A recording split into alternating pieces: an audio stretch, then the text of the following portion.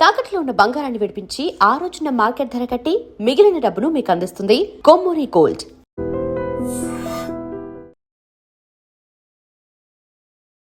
గురుగారు మీరు మెడలోనే అవి రుద్రాక్షలు వేసుకున్నారు కదా? అవునండి.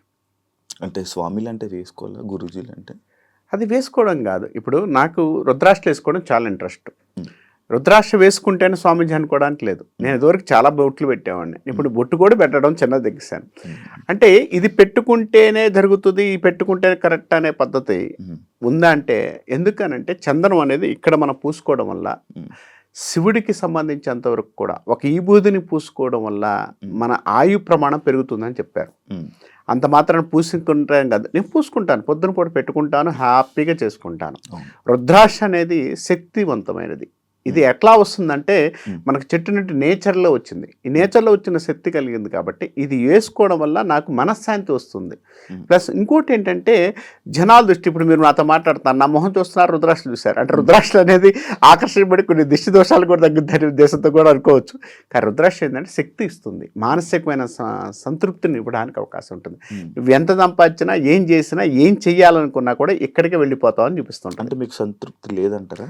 సంతృప్తి ఉంది కాబట్టి రుద్రాక్ష తిరుగుతున్నా. అంటే అది అంటే మనకి సంతృప్తి కానీ, లేకపోతే మనకి మనశ్శాంతి లేకపోవడం వల్ల, అంటే మనశ్శాంతి ఇస్తుంది కదా రుద్రాక్ష.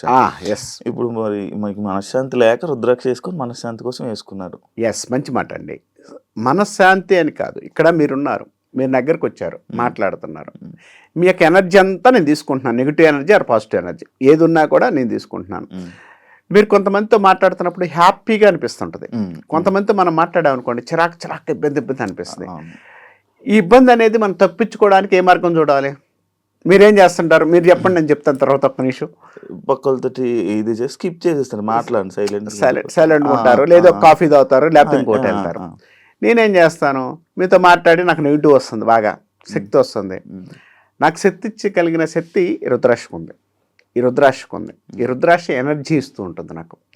నేనేంటంటే పద్దాకలు మీరు సిప్ చేసినట్టు నేను చేయలేను కదా. ఇప్పుడు ఏదో బాధలో వచ్చాడు, ఏదో నెగిటివ్లో ఒక అతను వచ్చాడు, అతను చెప్పే ఒక అర్ధగంట కానీ 10 నిమిషాలు కానీ వినాలి. అతను వచ్చిన అరసెకండ్లో నాకు తెలుస్తుంది. భగవంతుడు నాకు ఆ విధానం ఇచ్చాడు.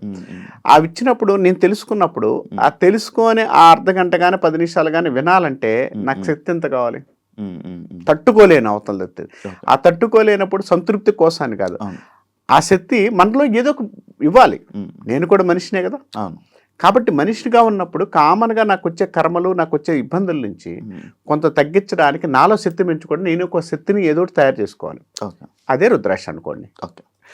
ఎందుకు గురుగారు నార్మల్ పంచి ఈ డ్రెస్ ఎందుకు, ఈ వేరు, ఆ డ్రెస్సింగ్ వేరు, అది ఎందుకు? అండి, మంచి మాట. ఎందుకనంటే మనకి సామాజిక పరిస్థితులు ఎలా ఉన్నాయంటే, ఒక మనిషి ఇలానే ఉంటే ఇది కరెక్ట్ అనే సిద్ధాంతంలో ఉన్నారు జనాలు. ఇప్పుడు పండితుడు అన్నాం, పండితుడు అంటే పంచా చొక్కా వేసుకొని తిరగాలి, ప్యాంట్ షర్ట్ వేసుకొని జీన్స్ ప్యాంట్ వేసుకొని తిరుగుతానంటే మీరు ఒప్పుకుంటారా? ఏంటంటే మీరు డ్రెస్ ఎందుకు వేసారండి అని అడుగుతారు. ఎందుకని? ఇక్కడ విధానం అంటే సాంప్రదాయంగా మనం ఏదైతే ఉంటామో అవతల వ్యక్తి యొక్క ఆకర్షణ కానీ, అవతల వ్యక్తి కూర్చో విధానం కానీ అక్కడ మనకిచ్చేది ఈ విధానం.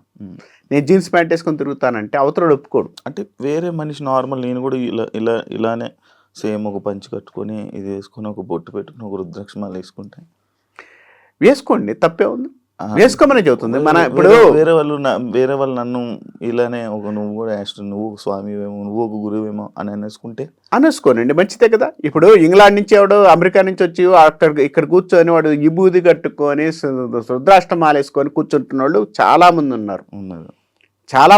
కాశీలో కానీ చాలా ప్లేసుల్లో. అంటే వాళ్ళందరూ కూడా వేసుకోగలని వస్తుందా? ఇది సాంప్రదాయం అంది, మన సాంప్రదాయం కోసం వేసుకున్నారు. పంచే కదా, పంచమన సాంప్రదాయం. మన షర్టు సాంప్రదాయం. అసలు మన షర్ట్లు కూడా లేవులేండి. ఇప్పుడు దాకా షర్ట్లు, ఇప్పుడు షర్టు తెచ్చుకున్నాం మనం. షర్ట్ లేదు కదా మనకి ఫస్ట్ నుంచి కూడా. మగవారికి షర్ట్లు ఉండవు, ధోతి ఉంటుంది, పైన ఏదో కండ వేసుకొని వెళ్ళిపోతుంటాను, అంతే.